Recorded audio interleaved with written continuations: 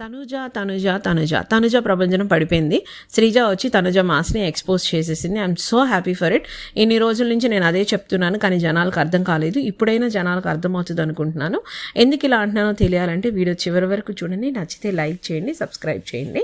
So Sreeja వచ్చి ఇంట్లోకి తనుజతో మాట్లాడినప్పుడు చెప్తుంది అనమాట, నువ్వు బాండ్స్ లేకుండా ఏ గేమ్ ఆడావు, సపోర్ట్ లేకుండా ఏ గేమ్ ఆడావు, అది బెడ్ టాస్క్ అయినా, వాటర్ టాస్క్ అయినా, ఇమ్యూనిటీ టాస్క్ అయినా ప్రతి టాస్క్ నువ్వు సపోర్ట్తోనే ఆడావు. నీకంటూ ఒక ఇండివిజువాలిటీ లేదా, నువ్వు ఎందుకు గేమ్ ఆడలేవు? మొన్న ఇమాన్యుల్ని కూడా కెప్టెన్సీ టాస్క్లో నేను ఉమెన్ని కదా, నాకు హెల్ప్ చేయి, నేను మళ్ళీ నీకు వేరే ఆపర్చునిటీస్ వస్తాయి లేదా వేరే గేమ్ ఆడొచ్చు అని అడుగుతుంది.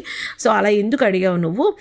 అండ్ అన్ని మాటలు నిన్ను అన్న మాధురి గారితో నువ్వు అసలు అలా ఎలా ఫ్రెండ్లీగా ఉంటున్నావు, అన్నీ మర్చిపోయి ఏమీ లేకుండా ఎలా ఉంటున్నావు అని అడుగుతుంది అనమాట.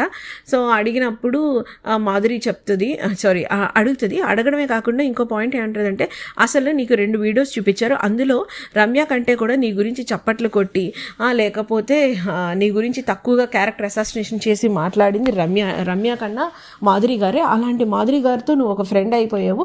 ఈరోజు రాజా అంటున్నావు, అమ్మ అంటున్నావు. సో నీ అవసరం కోసం నువ్వు ఎవరితోనైనా రిలేషన్ పెట్టుకుంటావు. ఇప్పుడు నేను నిన్ను అక్క అని పిలిచాను అనుకో, రేపొద్దున చెల్లి నాకు ఈ హెల్ప్ చేయవా లేదా నాకు ట్రోఫీ ఇవ్వా అని అడుగుతావు. అందుకే నేను ఇప్పుడు తనుజ గారు అని పిలుస్తున్నాను నిన్ను అని చెప్పి అడుగుతుంది అనమాట. దానికి తనుజకు మబ్బిడిపోతుంది. తన దగ్గర ఆన్సర్ అయితే ఉండదు 100%. బికాస్ నేను చాలా రోజులుగా ఇదే చెప్తున్నాను, తనుజ రిలేషన్స్ని గేమ్ కోసం యూజ్ చేసుకుంటుంది అని చెప్పి. అది ఆ రోజు నేను చెప్పినప్పుడు యాక్సెప్ట్ చేయని అందరికీ ఇప్పుడు శ్రీజ చెప్పినప్పుడైనా యాక్సెప్ట్ అయ్యాలి. బికాస్ మనకంటే ఎక్కువగా ఆ ఇంట్లో ట్రావెల్ అయిన శ్రీజకి తనుజ గురించి బెటర్గా తెలుస్తుంది. సో బయట వ్యూ మనలాగా చూసింది, లోపల వ్యూ కూడా శ్రీజకి తెలుసు అనమాట. దానికి తనుజ ఇచ్చే ఆన్సర్ ఏంటంటే, నేను నిన్ను బయట మిస్అండర్స్టాండ్ చేసుకున్నాను, ఇక్కడికి వచ్చాక నువ్వు జెన్యూన్ అని నాకు అర్థమైంది అని మాధురి గారు నాకు చెప్పారు, సారీ చెప్పారు, నేను అడిగితాను అంటది. అది నాకు లైవ్లో కానీ ఎపిసోడ్లో కానీ కనిపించలేదు. మీకు ఎవరికైనా కనిపిస్తే కనుక ప్లీజ్ ఆ వీడియో నాకు పెట్టండి.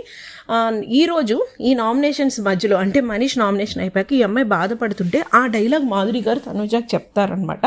సో అదే డైలాగు జస్ట్ ఫ్యూ మినిట్స్ లేదా ఒక 1 hour or 30 minutes ముందు చెప్పిన డైలాగ్ మాధురి గారు ఏదైతే చెప్తారో అది ఇప్పుడు శ్రీజకు అప్పగించేస్తుంది అనమాట. సో అందుకే నేను ఆవిడని ఫర్గివ్ చేసేసానో లేదా కలిసిపోయానో అని నాకు తెలిసి ఎవరు సుమన్ గారిని లేదంటే అంత క్లోజ్ అయిన సుమ్ము డార్లింగ్ అంటున్న సుమన్ గారిని, హరీష్ గారిని ఆవిడ ఫర్గివ్ చేయకుండా నామినేట్ చేసి నువ్వు ఎమోషనల్ అన్నందుకే వాళ్ళని నామినేట్ చేసేసింది. మరి ఇంత పెద్ద మాటలు అన్న మాధురిని ఎందుకు నామినేట్ చేయలేదో అర్థం కాలేదు. సో ఏ పాయింట్ అయితే నేను ఇన్ని రోజుల నుంచి చెప్తున్నానో అదే పాయింట్ మై డేరింగ్ శ్రీజ దమ్ము చెప్పేసింది.